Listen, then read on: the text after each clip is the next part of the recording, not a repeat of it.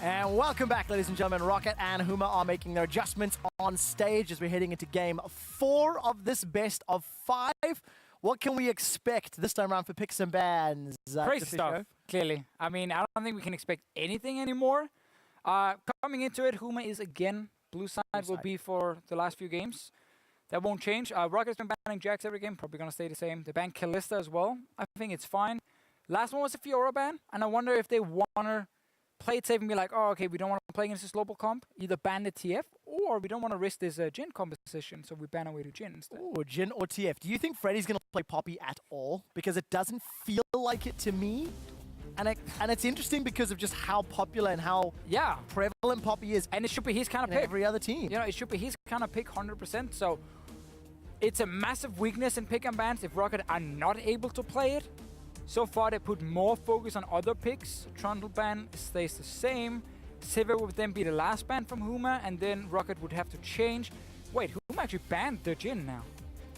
Okay, so they don't want that in Tabs' hands. Now, to go back to game 1, HUMA have banned the Jhin in games 1 and 2, in fact. And here's the TF ban, so we were correct. We nailed it. We even got a Jhin ban in it as well. Nidalee first. Nidalee first pick. Fiora is available. I think that's fine. I'm not that worried about the Fiora pick just yet. I think the Poppy actually had much more impact. Interesting. They're going away. Okay, so technically we talked about this just off air because we didn't want the viewers to hear, but now we will tell them. The Rudy actually didn't have much of an impact on Italy in these games here, so I'm in a way not surprised, but Airwax have had good games. And now we give him the best jungler in the game on 6.5. And also the Corki pick, which we saw before. Betsy was winning lane again, putting a lot of pressure in that lane. Corki will almost always have the pushing power in lanes, and that sets up this Nidalee so effectively. Different style coming in from ROCCAT, obviously, because Nidalee is now open, and HUMA is surely going to build a comp, either purely 1-3-1 or just around, like a Gragas, around this Sivir, because Sivir does so well when she has tanks in front of her, because she will buff up these tanks and allow them so easily to get in the face of the enemy carries, and it becomes very difficult to be an enemy carry against a comp like this. So HUMA is saying, you know what, boys? It's team fighting time. So what do HUMA want to round this up? Do they want to put a tank in the top lane in Poppy with maybe a Lissandra mid? Love it. They know it might be difficult early. I mean, or HUMA still has two options. Can still run 1-3-1 setup. Or go 4-1. Or 4-1, like run a Fiora top lane and then take, you know, randomly a LeBlanc or whatever mid lane and play 1-3-1, or Lissandra mid lane I think would be even better in this case here for HUMA. Haven't seen Gabro use it, at least not recently. He does play it, has done so during the course of the regular split. It didn't go particularly well. 1-8-1 was his final step. Maybe there's a reason Lissandra hasn't been picked. But we'll see what HUMA decide to run. Gabro has played a lot of meta champions, and it is the Braum Alistar. So a lot of siege, a lot of poke. Holy Phoenix is as chill as can be.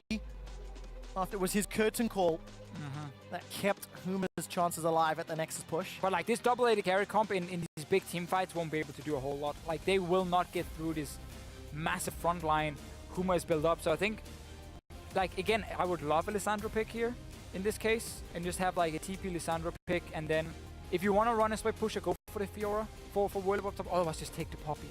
Yep. And just have this composition that can just dive the backline of ROCCAT so easily. Like, we are in a tank meta. Embrace it. How is Corki Illusion ever going to kill Alistar, Gragas, Poppy? Would HUMA ever consider a Lulu? It is available. Lulu, Fiora, They could. You would put a lot of the damage onto the Sivir as an option, but it is definitely likely they can pick it. Or we go full tank and we go Nautilus mid lane, boys. So Nautilus mid for Gabro, another champion. He did play it in the final against Copenhagen Wolves. Yes, he did. We'll find out if he can make it work better than he did then. All right, because it didn't have the greatest impact. Embracing the tank meta. 4 tanks and a Sivir to buff them. So the best AD carry possible to buff the tanks against a double AD carry composition. With poke from Nidalee. With some poke in here. It gets so much hard engaged. Like, ROCCAT's comp is going to have such a hard time killing anyone. Deficio, earlier today you tweeted this was going to be a 3-0. I mean, it looked like it after the 2-0. You're already wrong. And this team composition, HUMA have all of the tools to deal with ROCCAT. I mean, this is going to be one of those games where the mid game is just HUMA forcing fights on fights on fights on fights. And ROCCAT legit only has like the advantage in the straight up early game with the Corki lane and the Nidalee invading onto Gragas, and then obviously again a illusion. So are ROCCAT looking this time around for standard lanes? They want to like I feel like use you have of that to stand Nidalee. lanes here as ROCCAT. Like, okay, so look at it two ways, right? HUMA has been bad in lane swaps. So if you look at just as a team thing, you might want to lane swap just because they have been poor in it. But if you want to set up Nidalee, you want to set up the Corki, you know, with the Nidalee, the 2v2, you then obviously are looking for standard lanes. The risk is to invade in. If you don't get an advantage in the lane swap, you accelerate the early game. Yeah, you do. You let the Tonky Tonks get even tonkier. What ends up happening as well with these full tank comps is they have so much base damage because tanks right now are insanely strong. So like all through the mid and early late game, they will be able to kill you 80 carries very easily. When you should get full late game, however, full late game. How late is full late? We're talking like 5 items, basically. Okay, 5 items. 5 items. You have BT and more on these carries here. Suddenly the tanks won't have damage to kill them. Okay. But even Poppy is still pretty broken at that point. I mean, I like this full tank comp when you see double AD carry. I think it's so strong. So HUMA have gone all in on the tanks. And let's see if they can make that one work. Hashtag HUMA win. I really want to revisit that Twitter vote after seeing the ending of Game 3. ROCCAT on stage beneath their flag. They need one more win out of these next 2 games to close it out. And as we load up onto the riff, Rudy yells his customary, "Hi, it's Rudy." How do you know he's yelling? He's typing it. I'm inferring it. And you know, it doesn't matter. The viewers don't know any different. I'm telling them that he's yelling it. All right, fine. It's more exciting for my narrative. Okay. You don't normally yell your name, though. Rudy gets caught by the javelin toss. Step 1 of invading starts at level 1, and Airwax, he already knows what to do. Land 2 spears in a row. 30 seconds until Damage advantage. Gets the deep vision in. So, does ROCCAT focus on lane swap because they are the better lane swapping team? Or do they want Airwax to become the early game carry on this Nidalee? Well, even in a lane swap, technically Nidalee should be able to outfarm Gragas big time and have more pressure. This is going to be a level 1 fight. I don't think I've seen teams fighting over placing wards more heavily. This basically just becomes a guessing game, doesn't it now? Let's see, does Whirlib back away? Well, seeing as, you know, HUMA would have to have the Sivir Alistar waiting on the tower up here at this tier 1 tower in order to now dodge around these wards. So they're going to be spotted no matter what. All right. There we go, we spot them. So now ROCCAT knows they're on the top side. What is the reaction from ROCCAT? I want to see it. I want to see. They are going top, so they're taking standard. But actually, they actually don't know because double bluff. They went mid. So you can always just run mid and just delay. They're going to spot them again. And now we get lane swaps coming in. It's still not the end of the world for ROCCAT. They are still a better team at this. All right. If they're able to execute it. If HUMA has been able to adjust some of the mistakes they made, it's hard in between games when it comes to lane swaps. Something you practice over and over in scrims. But if they are maybe able to adjust some of it, this could benefit them as a team. All right, let's find out how ROCCAT are going to handle the lane swap. They've already shown this series that they are stronger. Going to start off the early invade. And Whirlib is not double jumping because he actually walks straight to the lane. Going to find Whirlib out. So hey, that double bluff helping out ROCCAT in some ways. Whirlib decides to try to put some challenge down. Level 1 on both Airwax and Freddy, so no taunts available. Support even comes in from Noxiac, so this will make the Sentinel very easy to be picked up. And this is going to put Whirlib even further behind Freddy, although I don't think it's going to be an absolutely massive amount just yet. No, just me. Freddy is like close to level 2. Oh, Betsy gets pulled in by the dredge line. Get a good tower shot. So Nautilus will get pushed down in this lane, but it's almost impossible to kill him. Yeah, no, hey, there you go. Technically, he does have good pushback with his E, but against the Corki, it is fairly difficult. You just have such a hard time killing him, and he just wants to honestly get out of this laning phase and just start team fighting in the big game. All right, so can HUMA survive the laning phase? It is lane swap. Towers will be pressured both top and bottom. I think ROCCAT will have a minor advantage in timing, but not by lots. No, there are slightly ahead on it. It's been the same in every lane swap so far this series. Game 1, when we had the same setup, ROCCAT pushed the bottom lane, didn't bounce it. Ended up giving over quite a lot of extra farm to Freddy, very unnecessary. ROCCAT, because they want to rush it down, ends up sharing gold between multiple members, even support taking it, which normally is a big no-no. Support gets nothing in this world. Bottom side, let's see if the bounce is happening. It is from Whirlib this time around. All right, so slightly better than from HUMA.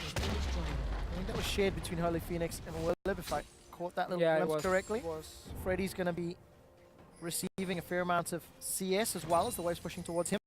But it's the same again, where ROCCAT are faster on the swaps, so Freddy will gain more farm.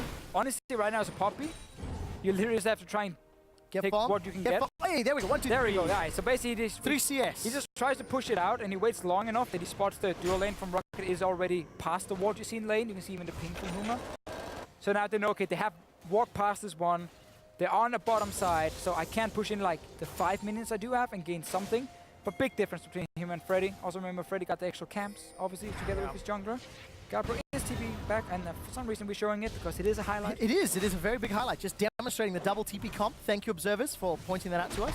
Betsy's running the Flash Exhaust. Also, Holy Phoenix, difference in his itemization. He's grabbed the Cull this time around. I like it. Sends a bit of a signal in terms of maybe what HUMA's intentions are going to be in this early game. Going double thorns is just so out of the meta anymore. It's not cool. It's not hot anymore. It's just not hot. No, like Colors is so hot right now, so you have to go for it. And again, yeah, you lose a bit of HP, but you gain more gold. You even get a bit more extra life coming in. Airwax is now able to invade. He finds Rudy. Rudy will not be under threat from the javelin toss. Airwax maybe predicting somewhat of a dodge. We'll lose access to the Raptor, Rudy on the bottom side? Like, when you have a lane swap, you do not go towards the enemy's dual That's where the Raptors were. But you don't even want the Raptors at this point. Go take in the Raptors. Oh, they're there. They're not there. No Raptors for anyone. No Raptors for anyone, but Airwax, he managed to pick up the So someone got Raptors. camp. Rudy. And now he's like, oh, Raptors? No right. Raptors. So Rudy just a little bit out of his depth this series. Yeah. Just never go to the bottom side. You will get forced up by the enemy jungler every single time. You cannot fight it. Airwax has already farmed himself up an advantage. Towers will be traded once again. Shared this time by Freddy and Noxy. Noxy actually make his way out just in time. That he does.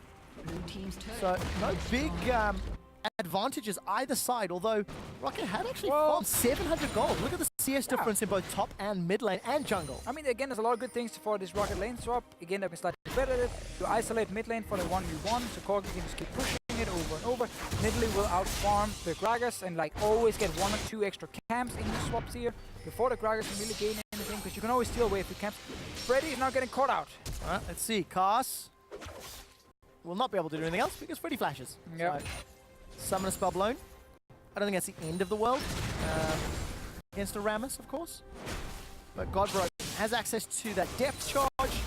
Down 20 odds, roughly. CS. Now the teams are even though, in terms of the next push here with the big wave, because ROCCAT had to catch you pretty far down, pushing up the Sivir. At this point here, you want to have your jungler and top lane on the side with your 80 carry again, but Willib is running from the top side, and also Gragas has been recalling on the side of Rudy, so it's actually only 2 members pushing. This is not the correct play by HUMA, because now Freddy's allowed to go down and actually soak up this experience. They see jungler mid, he can get experience and not only last this, but get full experience, and he won't get drove on the tower. Get those levels. He's just sitting actually across the wall because he gets the experience here on this side of the wall. Even has a ping to be like, is there anyone who can see me here? No, get some experience. Just in case. While Willib is trying to do the same. But Airwax is here and Rudy. Out of position, not the right place. Willib decides to go aggressive onto Tabs. Tabs gets a decent amount of damage down and Rudy forced to run away. Javelin toss just breaks the shield of Godbro. HUMA's just kind of selling their own top laner by allowing Freddy to take this wave, get the experience from it, and now he's going to have another wave coming he can slowly push out. Willib will try and do the same, but now Riftheld is open for ROCCAT to take. And again, by having your jungler show up there, you know the enemy jungler is there, and the Gragas can't do anything. So you're also allowing Airwax to kind of control 3 jungles at once, and just let him get extra farm, because Rudy's trying to follow him. Well, you contrast the amount of CS that Airwax has been able to pick up. 44 to the 26 of Rudy. Airwax already access to level 6. Rudy just pinged it. A full level ahead is Airwax. Just from playing the jungle camps well. And early they swapped Godbro to the bottom lane. Hasn't even completed 1 item yet. Want to really utilize potentially double TP, but like Freddy's obviously pushing out this lane fairly slowly on the bottom side. That ward's been there from about 5.5 minutes, by the way. Okay. Keeping track of how long it survives. I don't know how many players it's spotted yet, but still good vision. It could reveal a crucial piece of information in terms of timing for Airwax. You actually want the ward normally placed a bit further forward in the bush, so you spot them when they run from the crooks down to red buff. Yeah. It's actually placed on the bottom side, so you only catch them. Far right. You only catch them if they run the slow, long Look at that. path Rammus down. just walked into vision. Yeah. Will he clear the bush Got out? him. I don't No. think so. We've seen ROCCAT do not care about checking these bushes. They want the most efficient pathing. So they do see Freddy on top side. Not really a surprise, because on the bottom side is 80 carry and top laner, so obviously Freddy's not sitting there. And now he's waiting for this wave to come out, so actually farm will even up for Whirlip because of this big wave that was not bounced back by ROCCAT. They didn't manage to get tower. Both teams tried to push it all the way out. Then ROCCAT decided, HUMA decided we want to defend instead of push further. Therefore, Freddy got some farming experience, and now he will catch the wave coming in towards him. All right, Betsy's going to have to catch this wave in the middle lane as Holy Phoenix and Cast have shoved it in. I'm still surprised it's so early HUMA swapping Nautilus bot, because that surrenders the bot lane completely against the Lucian Braum lane. Instead of actually being Gabbro just trying to, because it's a lot easier for you to wave clear in a short lane like mid lane with the 2 tier 1 towers at the Nautilus. Sitting on bottom side, the lane will always push down. And when you are pushing down a lane, it allows you to get into an enemy jungle instead of vision, and it forces the other team to defend. And as a lot of the European coaches like to talk about, if you're defending, you are losing. Because you do not gain any vision yourself. Well, that seems to be the case. ROCCAT have already earned 1,500 gold or more just in farming. Full channel culling will break Titan's Wrath on Godbro. And he's under siege. A gigantic minion wave has been pulled up. Now Taps run out of mana.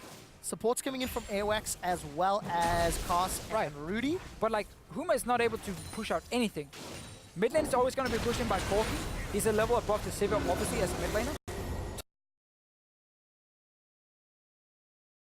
Top lane is even 1v1 farm. They're dead even in CS. And then bot lane, of course, the Lucian Braum is going to push into Nautilus. So, as we just said here, HUMA is forced to defend and be passive and just kind of scale up with first, second item. Freddy's trying to pull him back into the minion wave here and take some damage from the cannon as well. So we have ROCCAT with some deep vision, getting a little bit extra here. Can even pull off the dragon. That's again the next thing. Dragon is never the #1 play you aim for. But when you have pushed in everything, there's nothing else to gain. Fine, go back, take the dragon. And look at the vision from ROCCAT. Several deep wards just slowly starting to time up, but inside the jungle of HUMA. ROCCAT doing a pretty good job. That pink wall that was behind the red buff has been cleared out, and Betsy is already up around 60 or so CS above Godbro. 50, correction. He's halfway almost to Flame Horizon. He's almost 1,000 gold ahead, and we are 11 minutes into the game. That's almost the entire gold lead that ROCCAT have over HUMA. And it's also like, it's what happens when you just like Nautilus go bot lane. Yeah, just wait for that wave to come in. Run away! You will lose a lot of it because you will get pressured off tower by the 3-man. Now, if there's one consolation to this, if Godbro is able to TP in, get a good dredge line or a good depth charge onto one of the 2 carries, yes, he is behind, but there is still a lot of utility that can come from the kit of Nautilus. And like, you have high base numbers as Nautilus. One of the reasons he's so strong. Still, you normally want to farm it out for at least 1 item fully completed. Better case, even add in, you know, a step towards the next item, and then you start fighting, because these tank items have so much value early on when there's no penetration coming. Oh, great play by Cast. He flashes into the pulverize. Defensive flash from Airwax, and he pounces over the wall. Airwax manages to get out alive. Flash for flash traded. Good play though by HUMA, trying to get a kill here. Gabbro, as expected, is still getting denied everything right now. In trouble. Cast is in trouble. Airwax has no looking for revenge. Javelin toss into a pounce over the wall. Stunned in place after the ulti's been used. First blood picked up by Godbro. That's going to help out a lot. Noxiac is still alive. He gets bounced away by Poppy as Airwax will be the next target. Now Cast is under threat. A double kill. All of the good work that ROCCAT had accrued undone in one fight. I think they listened to your call here, Trevor, about the Alistar being in trouble. They're like, oh yeah, maybe he is. Maybe we should jump him. But he's level 6. So he obviously just popped ulti straight away. And now all these tanks here from HUMA, they get out of the laning phase and get into a fight. We talked about again high base numbers. You can take down these carries very easily. 2 kills for them. And this was a situation where HUMA were losing and losing and losing in the side lanes. Because again, the Nautilus just do nothing. ROCCAT opts into the pick onto an Alistar. Is that 2 kills for Gabbro? That is 2 kills. That is 2 kills. And both of them, plus first blood. He's actually still behind 1,000 gold because there was a kill for Betsy, but he could have been even further behind. And you know what we say, Trevor? Tell me what we say. Two kills, that's good. Okay, two kills, that's good? Yeah, 2 kills is really good. Getting 2 kills, that's Getting good. 100% kill participation. This one's right to Fishio, by the way. Good. So it should be his picture on the grayscale No, poster. I'm making sure we get to reuse your quote and picture. Okay, I'll make sure we keep that up as the game plays out. There's been some good pictures, you know, from this series. Merc Treads picked up for Godbro. Bomby Cinder, Chain Vest, another Cloth Armor. When you look at the ROCCAT side, there is a lot of magic damage that comes out of Betsy, but if you can get locked down, it's a lot of auto attacks that have to be placed, and there's not traditionally a lot of lifesteal inside the Corki build. This ROCCAT composition going into mid-game, you know, it is by no means looking to just take these straight up team fights, because it's everything HUMA's comp can do.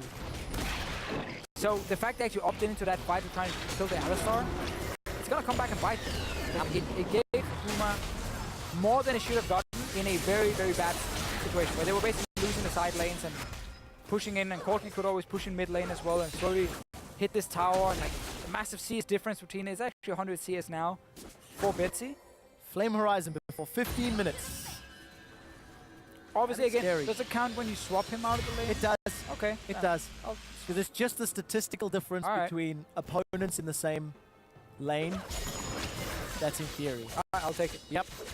They are basically laning against each other now on the bottom side. After 15 minutes, Betsy's going to have some support here from Airwax, while Holy Phoenix is now playing the Tabs job from previous games, where he's just going to sit mid lane and farm, push out the waves. 145 CS to 120. Holy Phoenix has got a couple hundred gold more than Tabs. And up top, Freddy, Tremors has already been used, so that explains why Whirlib is so low. Don't fire it out. Whirlib does not take off with the helicopter swing. I do think down back. ROCCAT in this situation could have kept Corki mid lane, because you already have the Braum Lucian, which is going to push in Nautilus. And by keeping the Corki mid, you have full mid lane pressure. Now, as we've seen, Sivir can push it out really quickly as well. And then every time the mid lane gets cleared, Betsy is afraid to move forward on bot lane, because there's such a high chance HUMA just roams down with Alistar Sivir and collapses on Betsy and kills him. So you actually need that mid lane pressure, and you should have kept the Corki mid there, because Lucian and Braum are already pushing bot side. Walk into the jungle, and then like start threatening a potential dive on Sivir mid, and then you can take mid tower. Well, listen, ROCCAT don't know how to do anything but 1-3-1, because for the 4th game in a row, we're in 1-3-1. You can still 1-3-1 the exact and same players. You can just do a 1-1-3. Like you can put your Braum, No, Lucian, that's not 1-3-1. No, but 1-1-3 is different to 1-3-1. It's in the name. You can still just... You want to have mid lane push every single time. They're going to get it now because it's recalled, but this tower is so low. Corki right now would already kill this tower, and then you could swap in bot lane. Alright, well, Corki's Look at going that free bot lane gold again. right there. It's not going to go down. A bag of gold. It's not going to go down. But as a tower. Bag of gold covered as a tower. It's a weird bag of gold. Not going to be able to pick that one up, as they've decided to back away. Playing this one safely. Betsy is still sitting down the bottom lane. Teleport's available for all 3 players that have them. And still no completed Sunfire here for Godbro. He's got, more armor, more CDR. And now ROCCAT can't even fight mid lane without the 3 members from HUMA, because there's double TP. And Betsy can't join as a Corki. So they're putting themselves in a situation where HUMA gets to farm up, catch up whatever they can, complete first item, maybe even complete second item, and then just start team fighting with the tanks. Sounds so simple. I mean, that mid tower was so easy to take down with Corki. You were already winning side lane with Lucian Bomb, whatever. 1-3-1. So it's the Can't you just change the numbers just a little bit? No, because the entire context is different. I know. We have a game plan. Yeah, that is the strategy. And that's what ROCCAT are sticking to. Got a dragon fight breaking out on the hunt. Used fairly early, I feel, by Holy Phoenix, and a gigantic chunk from Betsy onto Holy Phoenix. Rudy flashes over the wall, but the body slam will not find a target. Dragon is helping ROCCAT out. Holy Phoenix is down. One of the damage sources. Dredge line onto Betsy. Codbro and Whirlib flash away defensively. Right, it doesn't matter Winter's anyway. bite secures a kill. And HUMA have lost 4. And the Dragon. It's all gone wrong, but ROCCAT are ecstatic. And the 1-3-1, I guess, from ROCCAT. You know, they literally just walked down to this Dragon that's already forcing HUMA to take quite a lot of damage, and they could never engage properly. I think they also missed almost everything in that fight, and ROCCAT just kind of walking in like, okay. See, again, it's playing the long game. You're right, Trevor. Got the dragon, got the mid tower, got the ace, and it got the bottom inner turret. Predicted it. I mean, oh, I didn't predict nothing. They're tanking here, and at the same time, you're now standing in the dragon pit, so you can't really engage properly as this full tank composition. You want to be the one TPing in, getting to the back line. Betsy just freely hitting everyone together with the dragon, and ulti missing from Rudy here, and HUMA is like connecting onto no one, and then obviously your entire comp falls behind. And we just talked about how they actually got a chance to sit and farm up now. HUMA's like, we don't want farm, we just want to start dragon now. So like, instead of both teams are not accepting what the other team is giving.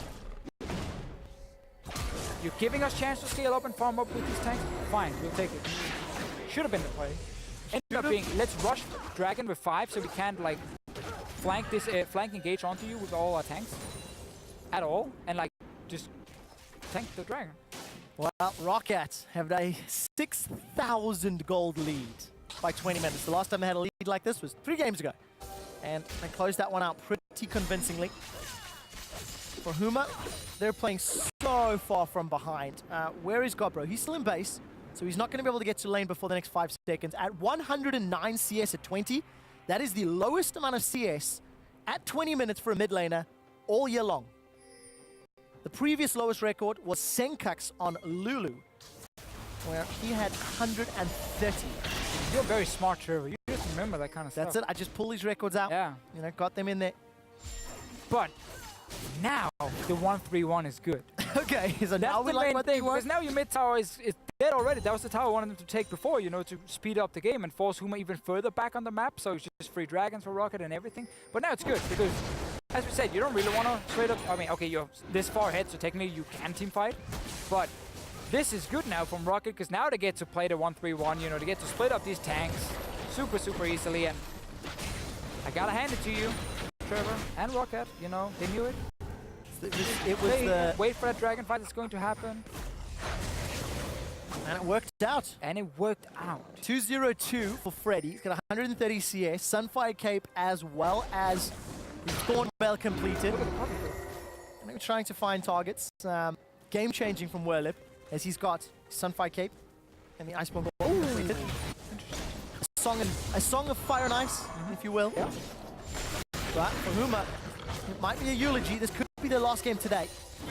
Unless they can find a mistake. Unless they can find a team fight with this heavy tank composition. So the thing ROCCAT did struggle with before when they played the 1-3-1 was like, they would have like 2 lanes pushing, and then when one guy were backing off and actually gives openings for engages, you have double TP, you have a lot of hard engage, you have severe ulti. HUMA just waiting for ROCCAT to slip up in one of the side lanes and then just hard engage mid straight away. Or maybe even hard engage on Betsy top when he's the man pushing down and try and force that team fight. They are. There's a teleport being forced. Betsy's just flashed away. Godbro can chase. He's running, but not going to find a target. Got the flash, but ended up using a TP forward, so... Probably not worth... Distortion? Maybe worth. Still, I mean, it's the play we talked about, you know, hey, you just... If you're HUMA, you have to just try and force fight. Like, that's why, again, going for that dragon was such a bad play for them, because it forced them into a really bad setup when they weren't even ready, because they hadn't even completed one item yet, and like the Northlands was so far down. And that really snowballed ROCCAT out of control. ROCCAT are going to continue to accelerate their lead. Starting to back off, spend additional gold. Just look at the item differences between these players. Infinity Edge Triforce already completed. Betsy's just going to look to 1v1 Betsy. Even though he gets pinned against the wall, one-on-one himself. I'm going to matter. Support comes in, and Noxia gives him the chair. Sends him back to base with that Winter's Bite. Wrong skin. Yeah, I know, but it's more exciting that way. Is it a dragon's head on that skin? I think it is. I'll pay closer attention to the particle. I want to see what it is when it actually throws out the Q. Alright, well, hopefully the observers will... Actually, no, the Q is just the same as always, so that doesn't change. Yeah. I mean, that's why it's the chair on the Altica Bra. It's actually a rotating chair. I mean, we don't just say that for fun, dude. No, it's more like when you auto-attack him, you smack him with the chair. Oh, yeah. But he also actually shoots out a fold-up chair, like they do in wrestling. Dude, you need to pay more attention. That is sick. I should not be teaching you that. I actually didn't know his Q changed at all with the skin. Yes, it does. All right, so Betsy's in trouble. Tower's already gone down to edgeline. Will chase, flash. Need to the hook. That will be a kill, but at what cost? Lost mid tower for it, so ROCCAT are happy enough with that trade. Betsy had no flash and had gone back to his side lane where he likes to live. Yeah. Likes to get ganked quite a bit. Yeah, true, it is like the orange is cute. Yeah. You know, the worst part is I was actually looking at items, so I even missed it that time around. Sorry, observers. I'll pay closer attention next time. Oh, and this is definitely a different color. Yeah. Everybody, if you're watching at home, tweet Deficio. No, it's gifts of the chair. It's because just so he can know. I'm a bit like Faker. You don't play the skins? I don't really like the skins that much. I do actually like a lot of the skins. I was gonna say that's I don't a flat out lie. I don't play with the skin except for Project Lucian, which is a super cool skin. So that's why. That's the only reason. Okay, that's fine. One time faking the skins for somebody who was testing the machine. Yeah, and everything. Default, and he didn't even want the skin. He was quite disappointed by that. And when you have 2 skins now, you have to use one of them at least. Yeah. Like, come on, if you play Rise of Z, you gotta use that skin. You just will make another one. Regardless, ROCCAT. Dragon is up. The last time HUMA tried to contest this dragon, it did not go well. ROCCAT different setup now, though. You actually have a few tank items completed. Yeah, but you 10,000 go down. If you want to fight this, you actually want ROCCAT to start it, and then you TP in behind them. The problem is there's 0 wards, there's 1 ward just behind them. And no TPs. And actually no TPs either, so that's why you give up the dragon, and it's now 3 dragons to 0. It's a good way if you are against a comp that will be very difficult to fight against later. Just start stacking up these early dragons. Because then when you get to 5 dragons, you don't really care about that full tank composition. Yep. And HUMA has, sadly for them, made some very poor decisions in this game. And what looked like a very exciting comp, I liked it on paper, you know, double 80 carry, you just stack full tanks. It fell extremely far behind. Yes. And now the tanks will still have an impact if they can't get a proper engage, but it's so difficult. Yeah, it's so difficult. Even if you do get a proper engage, if Freddy's able to shut down Holy Phoenix, that buys a lot of time for Betsy and for Tabs to Valk and to dash. Well, there's no summoners on Betsy, not for a few seconds at least, but he's played relatively safe. Tabs may as well stop paying rent in the middle lane. Yeah. Been there a long, long time. He's definitely taxing the mid lane quite a bit. Yeah, 254 CS, still down and when compared to Holy Phoenix, but that's nothing really to write off, and there's 5 kills, 3 assists, and this gigantic lead. For ROCCAT, it really is now just slow and steady, wait for Baron setup, and then we've talked about, you can just package on Dragon. That's it, the stun will connect. Castwell's boots Betsy away. Rudy flashes over the wall, plays at the official. Respect that he needs to. This will be the kill into Holy Phoenix. Glacial Fissure will separate ROCCAT, but it still may not be enough. A death onto Cast. ROCCAT are not done yet. Betsy completely untouched. He pushes forward, and ROCCAT can peel backwards for the Baron. Freddy is really healthy enough to tank this one up. ROCCAT didn't even need to set up the fancy stuff here, you know. Bait out the Baron, they come in to try and stop you, and you TP in with the Rammus. No, just pack it straight over for Betsy. You have full control of the enemy jungle for the last, 10 minutes? Yeah. Basically, that's your Baron. Over 10,000 gold ahead at 27 minutes. A package to the face here for Rudy. This is what happens again when you control the jungle. You can't just walk in alone and start playing it out. You will get engaged on it. That's what happens here. And then the start of Freddy comes in, gets hold of Phoenix, straight away. You can see where he goes.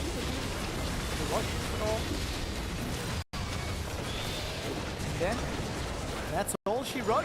ROCCAT says thank you very much. Convincingly pick up the team fight, extend that lead even further. Another 1-3-1 might swap. They might be a bit drastic here and put Betsy top lane and Freddy bottom. Betsy's been top lane the last 10 minutes. You know, a bit like, you talk about skins and so on, you're missing the game. Well, Freddy's got a teleport available if it's needed. Ooh, Betsy's gone middle. Yeah, there's a 1-4 setup. There's something wrong here. Yeah, something wrong indeed. Well, I guess if you get Baron against only 1 wave clear, why won't you just start pushing all 3 lanes? Obviously, they're just waiting, I know, for the minion wave coming top, and then Betsy's gonna go catch it. But there's only 1 wave clear, that's the saver, so just push the other lanes, then you will get a free tower. Betsy should go grab that wave on top side. Should be slowly pushing towards HUMA, I think, if I'm looking at that mini-map correctly. I'll catch a glimpse of it in a few minutes' time. Freddy's gonna keep no matter what minions. Just go take it because it speeds it up for you. Like, you want to use this Baron buff as much as possible.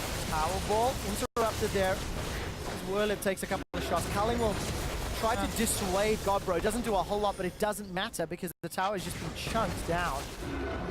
And another 14 from behind. Last-ditch effort. Body slam will not find Airwax. There was no flash available for Rudy. The barrel finds nothing either. Airwax hops over the wall.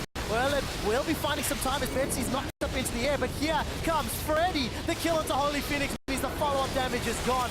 Rudy is down, followed shortly by Godbro and the rest of HUMA. Whirlip is the last man standing. This could be a gigantic final push. ROCCAT have 5 members chasing into the base of HUMA. What a great game, honestly, from ROCCAT. This one here. Again, Betsy is playing fantastic. In this mid lane, have Eric around him. Fully deserved.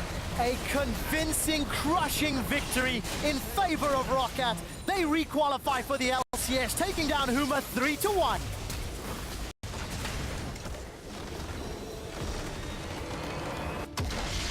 We only lied a little bit on Twitter, saying it could be a 3-0. ROCCAT in Game 1, Game 2, and Game 4, he's been looking strong.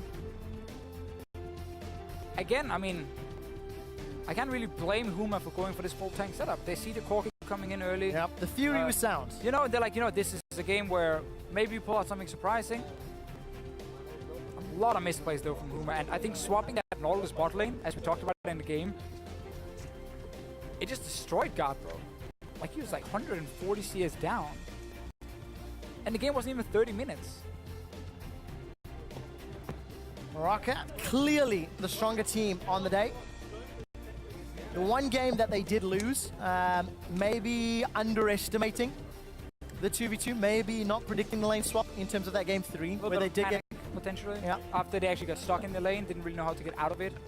They had a few opportunities, but we've seen both challenger teams now lose. Obviously, Giants took out Copenhagen Wolves on day 1 and knocked them straight out of the tournament. Yeah. That's what happens when you were the lowest seed coming in. This one, ROCCAT, as you said, were clearly the better team. Yeah. It was only in that standard lane setup with their Jhin Bard, HUMA played well, and that even ended up becoming such a close game that actually... It could have gone either way. Could have gone either way, so fully deserved, you know, the ROCCAT wins this one. Now, this is very interesting because, of course, Splice and ROCCAT have now requalified for the 8th and 9th spots in the summer split. There's only one position remaining, and HUMA, the guys on stage now, busy getting some congratulations from opponents' managers, and they will be back tomorrow. They will be taking on Giants, so... It was the match Whirlip wanted. Yep, that storied battle between Whirlip and his former organization. And that's going to be crazy because it's not even just a match of like, oh, can I get into the LCS before you and you might have a second chance? This is legit. If we win, we knock you out. We knock you into Challenger. Yeah. So Whirlip gets much the on chance. the line. Giants have played a lot better, though, in this tournament than we expected, coming in with this very new roster, obviously with the Koreans, Sunstar and Wisdom as well. And HUMA showed a lot of issues. It was interesting, right? Because ROCCAT was so clearly better than HUMA throughout almost every department. But all of the weaknesses and the mistakes that we've seen from ROCCAT in the LCS are still there, are still apparent. Some of the positioning mistakes, some of the timing on when they make plays around objectives. So it's interesting to see how big of a gap there was between the number 1 challenger team and the number 9 LCS team. And it's something that we'll be talking a lot more about as the weekend continues. For now, we're going to hit on stage where Pyrotechnics is ready to talk to the mid-jungle duo.